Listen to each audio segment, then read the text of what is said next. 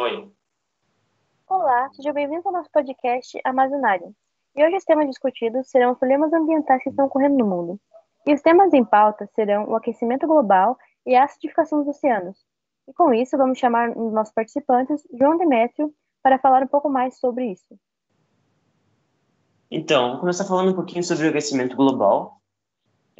Começando citando sobre o relatório encomendado pelo Fórum Econômico Mundial, intitulado pelo Global Rift 2013, em que o aquecimento global ele foi associado ao desequilíbrio do efeito estufa, que já era reconhecido como o terceiro maior risco global por conta dos grandes fenômenos climáticos de 2012, que aconteceu o furacão Sandy e também a enchente na China. E com isso, a indústria seguradora é um bom exemplo disso, que acompanha com apreensão e também crescente sucessão de desastres naturais que impactam diretamente e imprevisivelmente o risco de suas operações.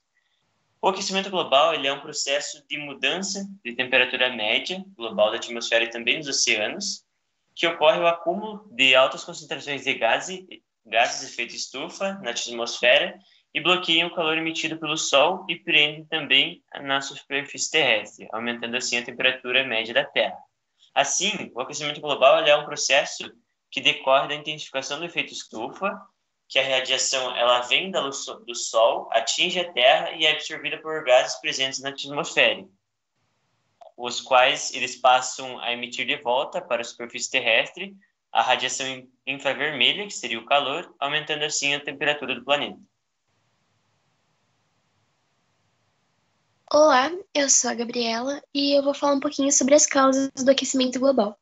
A principal causa do aquecimento global é a emissão de gases do efeito estufa, e algumas estimativas elas sugerem que as emissões de gases do efeito estufa, em decorrência das atividades humanas, elas aumentaram cerca de 70% no período que corresponde de 1970 a 2004. Existem várias atividades que emitem esses gases, e as principais seriam o uso de combustíveis fósseis, porque a queima desses combustíveis que são usados em automóveis movidos a gasolina, a óleo diesel, acaba liberando dióxido de carbono, que ele é considerado o maior responsável pela retenção de calor. Temos o desmatamento também. O desmatamento, além de destruir grandes áreas de floresta, também libera gases de efeito estufa. A gente pode citar as queimadas, que foi um problema bem recorrente no nosso ano de 2020, principalmente na Austrália, no Pantanal, aqui na Amazônia e tudo mais, porque a queima da vegetação libera quantidades significativas do dióxido de carbono e também as atividades industriais. As indústrias que fazem uso de combustíveis fósseis, elas também são responsáveis pela emissão de gases poluentes. E essa situação, ela acaba compreendendo a maior parte de emissão de gases do efeito estufa de países desenvolvidos. Podemos citar também o gás metano, que ele é gerado na pecuária, e o óxido nitroso, que seria a questão dos aterros sanitários. E para finalizar, as causas, a gente pode citar que seria a poluição das águas, que é um fator que está diretamente relacionado com o aquecimento global, porque no caso dos oceanos, existem vários seres vivos que eles são responsáveis pela absorção do gás carbônico e pela emissão do oxigênio, que seriam os fitoplânctons e também as algas marinhas, e portanto, a partir do momento que a gente acaba destruindo o habitat desses seres vivos, a gente acaba interferindo diretamente na dinâmica da atmosfera global. João, você podia comentar com a gente um pouquinho mais dos problemas relacionados ao aquecimento global? Sim, então os problemas relacionados ao aquecimento global, apesar do nome, esse fenômeno é o principal causador das mudanças climáticas, que é responsável por gerar episódios de frio extremo em algumas regiões, e isso confunde muita gente, inclusive o presidente Donald Trump, que achou que as temperaturas baixas dos Estados Unidos em 2019 eram prova de que o aquecimento global ele não existe. E o fato é que nenhum evento isolado, como os Estados Unidos, é capaz de provocar ou refutar a tese do aquecimento global, em que níveis globais ele só é possível aferir as suas hipóteses quando se analisa a teoria da Terra no tempo geológico, que é muito longo. E um fenômeno que sofre muita mudança com o aquecimento global é a circulação termoalina, que essas correntes oceânicas elas são movidas pela diferença de densidade causada pela presença de sal e são responsáveis por levar calor até certas regiões. Com o aquecimento global e também relacionado ao derretimento das calotas polares, a concentração de sal diminui e o que pode cessar ou desacelerar a circulação termoalina. E com isso surgem algumas soluções governamentais e também para a comunidade em geral para combater o aquecimento global. E o Léo poderia comentar com nós agora. Claro. Olá, sou o Leonardo, primeiramente. Bom, como o João disse, vou falar agora sobre as soluções. Como vocês ouviram a Gabi, ela citou alguns gases. Em destaque seriam combustíveis fósseis causados pelos transportes. A solução disso seria investir em transportes públicos, que o governo está trabalhando bastante nesse projeto, que seria não para contribuir para amenizar completamente os efeitos estufa, mas para amenizar essa emissão desses gases. Assim, também diminuir o congestionamento e, é claro, otimizar o tempo dos cidadãos. Outro seria o gás metano, como a Gabi falou também, que são causados geralmente por decomposições de lixo, e aí vai da conscientização da pessoa em usar embalagens plásticas, que são feitos projetos até em bairro ou até cidades, para conscientizar a pessoa de usar objetos recicláveis. E outros seriam, que está mais sendo utilizado ultimamente, consumir produtos locais, porque ultimamente existem pessoas que consomem produtos de cidades ou até países, por assim dizer, e esses produtos vêm de uma certa maneira, que seriam por aviões, navios ou até caminhões, assim agregando mais o efeito estufa, tá? O efeito estufa. Então, vai da pessoa também conscientizar ela sobre a utilização que está ao seu alcance, consumir os produtos locais ao seu redor. Agora, eu queria saber Você podia sobre... explicar pra gente o efeito estufa? Claro, o efeito estufa nada mais nada menos que seria uma emissão de gases poluentes que acabam agregando ainda mais a passagem de raios e absorção do calor. E o que ela faz na nossa Terra? Ela deixa uma temperatura adequada para nós, um calor necessário, porque sem ela, sinceramente, nós morreríamos de frio, por causa que a Terra transformaria em um cubículo de gelo. E dentre esses gases, assim, do efeito estufa, se encontra o vapor da água, o clássico H2O, monóxido de carbono, dióxido de carbono, o clorofluorcarbonos, que seria um composto formado por carbono, cloro e flúor, o óxido de nitrogênio, o dióxido de enxofre e o clássico metano. Agora eu gostaria de saber, Gabi, eu acho que você sabe bastante a respeito sobre as curiosidades do aquecimento global. Ah, claro, eu vou citar duas.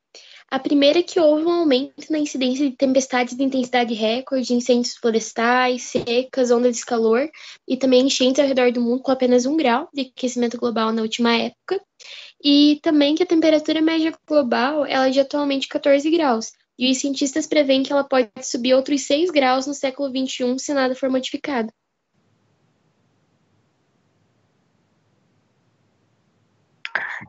E com isso, né, eu gostaria de falar um pouco mais sobre a acidificação dos oceanos. Eu sou a Letícia e agora eu vou falar um pouco mais sobre isso. Primeiramente, vou falar sobre uma reportagem que saiu no site do Ecodebate, que fala sobre o estudo que analisa a reação das comunidades de plâncton ao aumento do dióxido de carbono. E as teias alimentares marinhas e os ciclos bioquímicos que reagem de forma muito sensível ao aumento de dióxido de carbono, que seria o CO2. Mas os efeitos são muito mais complexos do que a gente se pensa, né? Isso é mostrado em um estudo publicado por uma equipe de pesquisadores do GeoMar Helcom Center of Ocean, na revista do Nature Climate Change. Esses estudos eles foram combinados a partir de 5 experimentos de campo, né, de grande escala, que investigavam, né, como o ciclo de carbono nas comunidades de plâncton reagem ao aumento do CO2. Porque o oceano desempenha um papel fundamental na atual mudança climática, pois absorve parte considerável desse dióxido de carbono atmosférico emitido pelo homem. Por um lado, né, isso retarda o aquecimento do clima, e por outro, a discussão do CO2 na água o mar leva à acidificação dos oceanos, como eu disse, e isso tem consequências a longo alcance. E com isso, eu gostaria de perguntar para o Caetano, um dos nossos integrantes da nosso podcast, para falar mais sobre as causas. Obrigado, Letícia, e como ela falou, agora eu vou explicar como que ocorre a acidificação dos oceanos. Bom, uma vez na água, o CO2 passa por várias reações químicas, que aumentam a concentração de íons de hidrogênio na sua composição. Assim, resulta em uma diminuição do pH na água, logo tornando a água mais ácida. Bom, olá, eu sou a Ana e eu vou falar sobre problemas relacionados à acidificação dos oceanos. Bom, Um dos efeitos mais críticos do aumento da acidificação dos oceanos está relacionado diretamente à produção de conchas, esqueletos e placas de carbonato de cálcio, que é um processo conhecido como calcificação.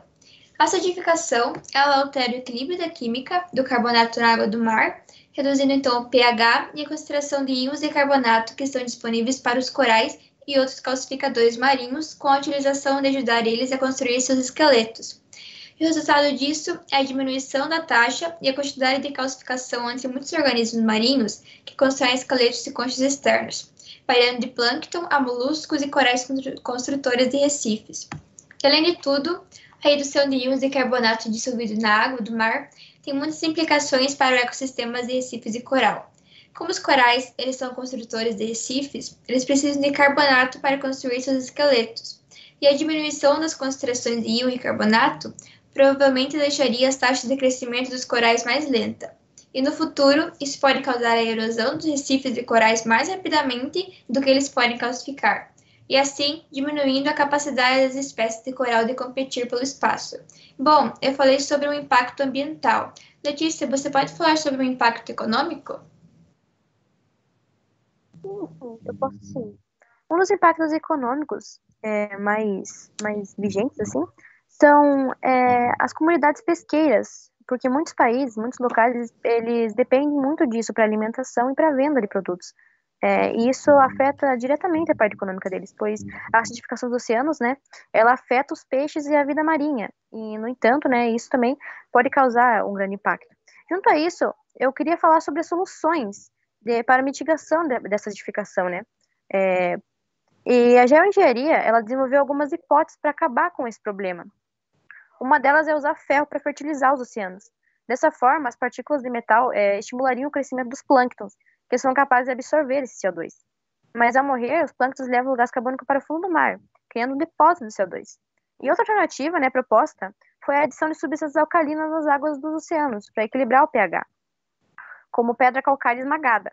Porém, segundo o professor Jean-Pierre Gustot, da Agência Nacional de Pesquisa da França, esse processo ele poderia ser eficaz apenas com troca limitada de água, com o mar aberto, o que daria um alívio local, mas não é prático em escala global, já que consome muita energia, além de ser uma alternativa bem cara. Mas, na realidade, né, as emissões de carbono, elas deveriam ser o foco dessa discussão, pois o processo de acidificação oceânica não afeta apenas a vida marinha, mas sim povoados, cidades e até mesmo países totalmente dependentes da pesca, como eu falei, e o turismo marítimo. E os problemas vão muito além dos mares. E atitudes incisivas se fazem cada vez mais necessárias por parte das autoridades. Leis sobre níveis de emissão e fiscalização cada vez mais rigorosas. Pelo nosso lado, né, diminuir nossa pegada de carbono com pequenas medidas, como utilizar mais transporte público, como o Leonardo disse, seriam, e principais, né, os veículos movidos a fontes renováveis também, como carros elétricos, ou optar por alimentos orgânicos. Isso também seria uma grande forma para mitigar essa acidificação, né?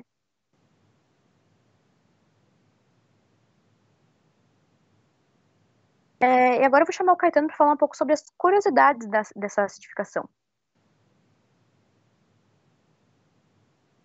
Bom, agora eu vou falar algumas curiosidades sobre a acidificação dos oceanos. Bom, primeiramente, os oceanos começaram a se acidificar depois da primeira Revolução Industrial. Como também se sabe que desde da primeira Revolução Industrial, os oceanos ficaram 30% mais ácidos. E temos assim, em torno de 30% de todo o CO2 do planeta.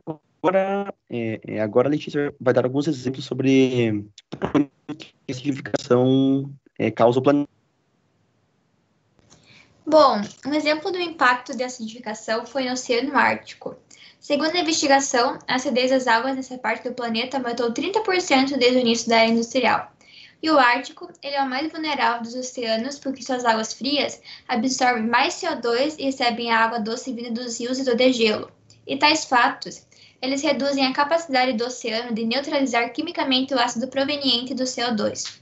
E os pesquisadores, eles alertaram ainda que a superfície dos mares árticos sofre mais rapidamente esse processo do que as águas mais profundas. Outro ponto citado pelo estudo é que, mesmo que as emissões do gás de efeito estufa caíssem, seriam necessários milhares de anos para que os oceanos recuperem seu nível de acidez de antes, do período industrial, que vem ocorrendo há 2 séculos. É o fim do podcast, gente. Muito obrigada por escutá-lo.